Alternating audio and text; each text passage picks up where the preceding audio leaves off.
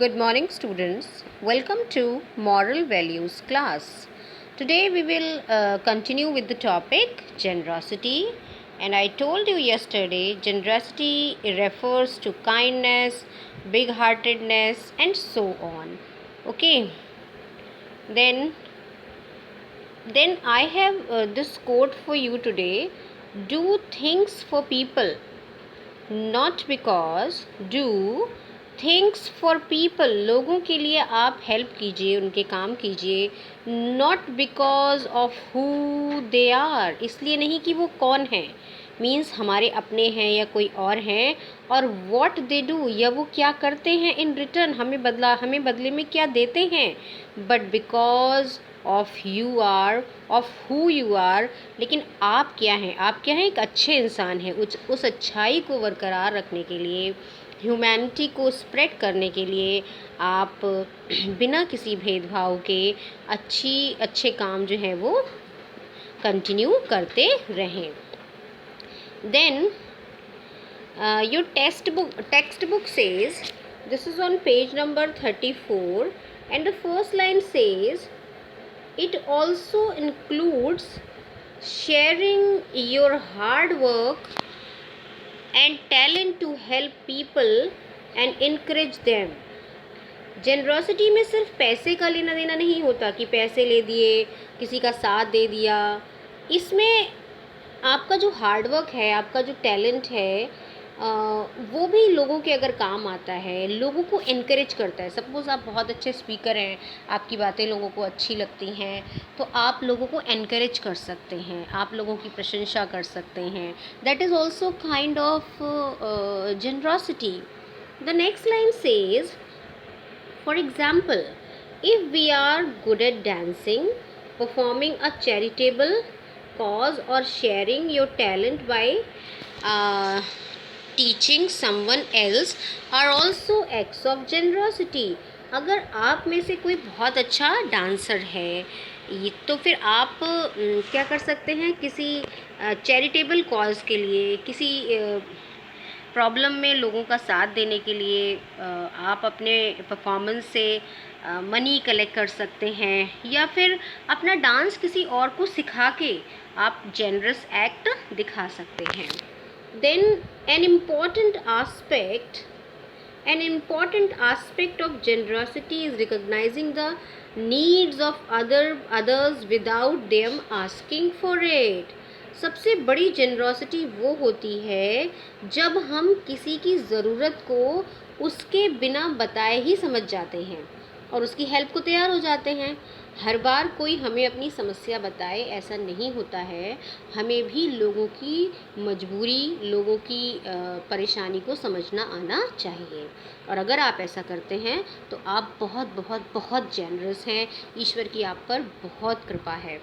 Then for example, if we see someone who is trying to cross the road but is unable to due to heavy traffic, offering help them cross is an act of generosity. आपने देखा कि बहुत भीड़ वाली road है, या कोई बूढ़ा, वहाँ पर कोई बूढ़ा व्यक्ति है, या कोई बच्चा है, या कोई लेडी है जिसके पास बहुत सामान है, या ऐसा कोई जिसे आपकी मदद चाहिए रोड क्रॉस करने के लिए, वो रोड नहीं क्रॉस कर सकता, तो आप उसको रोड क्रॉस कराने में हेल्प कर सकते हैं. इसमें ना पैसे लगते हैं, इसमें बहुत ज़्यादा टाइम भी नहीं लगता है, और आपकी जनरॉसिटी बरकरार रहती है. This is also kind of generosity. We don't always have to wait for someone to ask for help. True generosity is offering ourselves to others without them asking for it. हम ज़रूरी नहीं है कि हम लोगों का इंतज़ार करें कि अगर उन्हें हमारी ज़रूरत है, then they should contact us, they should come to us. If we understand that they are in trouble, they need our help, we should extend our helping hand to them. Okay? Acting generously should not be confused with fulfilling our duty. Generosity से काम करना सिर्फ हमारी duty पूरा करना नहीं होना चाहिए. For instance, taking care of grand parents by helping them when they need uh, when they need it is fulfilling your duty of being their grandchild. But if we spend time with them and ask them about how their day went, it is an act of generosity. क्या होता है जब हम बूढ़े हो जाते हैं, जैसे हमारे दादा दादी जी बूढ़े हो गए हैं इस समय, हम क्या करते हैं, हम अच्छे बच्चों की तरह उनके काम करते हैं, उनको खाना खिलाते हैं, we just help them, we just छोटे छोटे कामों में हम उनकी हेल्प करते हैं, उनको मेडिसिन देते हैं, उनका पूरा ख्याल रखते हैं. लेकिन सिर्फ ये ड्यूटीज़ निभाना ही जनरॉसिटी नहीं है. जनरॉसिटी इज़ व्हेन, जब आप दादाजी के साथ या दादी जी के साथ या नाना जी के साथ या नानी जी के साथ, जो भी आपके घर में ग्रैंड पेरेंट्स हैं, उनके पास बैठें, उनसे थोड़ी सी बातें करें, उनका एक्सपीरियंस जानें और अपने दिन का हाल बताएं, उनके दिन का हाल पूछें, दादाजी आज दिन कैसा रहा, आपने क्या क्या किया, मैंने तो ये किया. Because this is a way of emotional generosity, आप कह सकते हो emotional help. Okay, then the next paragraph says we often help other people. हम क्या करते हैं, हम सब हेल्पफुल होते हैं, बहुत सारे, मैं भी हूँ, आप भी हैं हम, लेकिन ज़्यादातर लोग क्या करते हैं, हम सिर्फ उनकी हेल्प करते हैं जिनको हम जानते हैं. ओके, मोस्टली फ्रेंड्स होते हैं वो हमारे, राइट, मोस्टली वो हमारे क्या होते हैं, फ्रेंड्स होते हैं. ओके, फैमिली होते हैं या फिर क्लोज वंस होते हैं जिन्हें हम जानते हैं.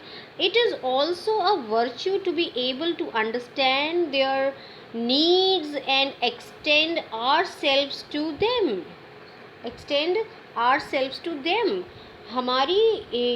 हमारी वर्च्यू तो तब होती है जब हम उनकी नीड को समझ लेते हैं और अपना हाथ जो है उनके हेल्प के लिए बढ़ाते हैं. However, it should not be restricted to people we know or care about.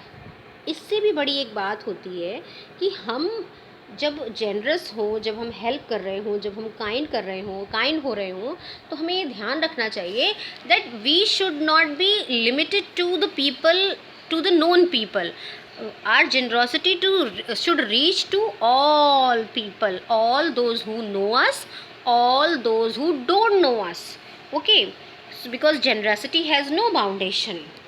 Then true generosity would mean understanding the needs of people near and far, known and unknown, and extending ourselves them as well. सच्ची generosity वही है जब हम बिना किसी भेदभाव से उसका पालन करें.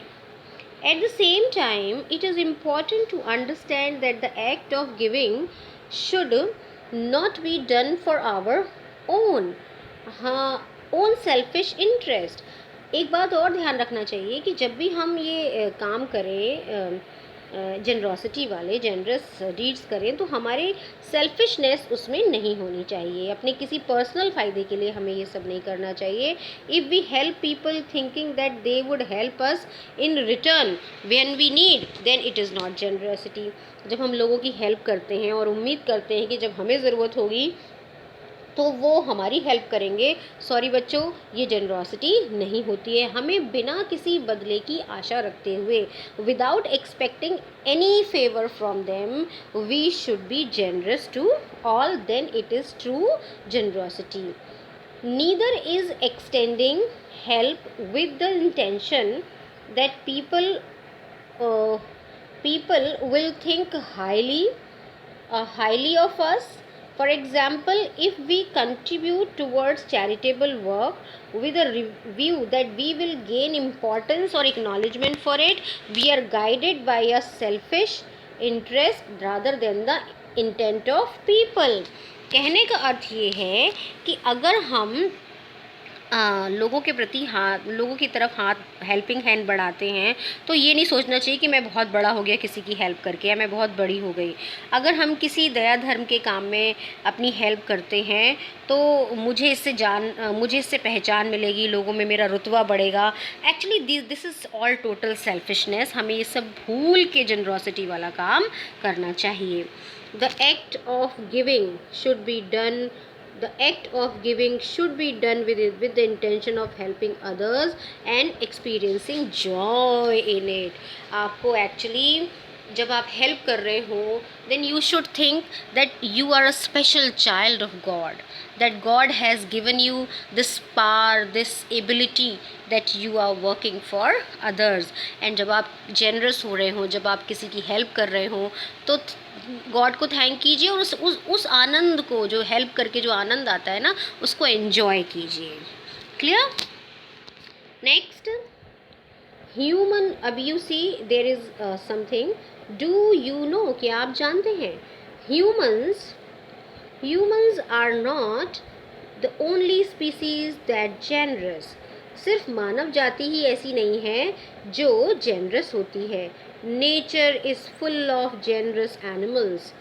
Bonobos, a kind of chimpanzee, shares their food with other bonobos who aren't a part of their group. Let us try to find out other animals that are generous as bonobos. कितनी अच्छी बात है. देखने में तो ये जानवर है, लगता है इसके पास दिमाग नहीं है, बट ये इतने अच्छे होते हैं. ये इनकी जो स्पीसीज़ होती है, जिनको बोनोबॉस कहते हैं, काइंड ऑफ मंकी होते हैं, ये काइंड ऑफ चिंपैंजीज होते हैं, मंकी नहीं. ये अपना जो फूड होता है वो उन बोनोबॉस के साथ भी शेयर करते हैं जो इनके ग्रुप का हिस्सा नहीं होते हैं. Okay, so when these animals can be this much generous, why can't we are तो ह्यूमन बीइंग.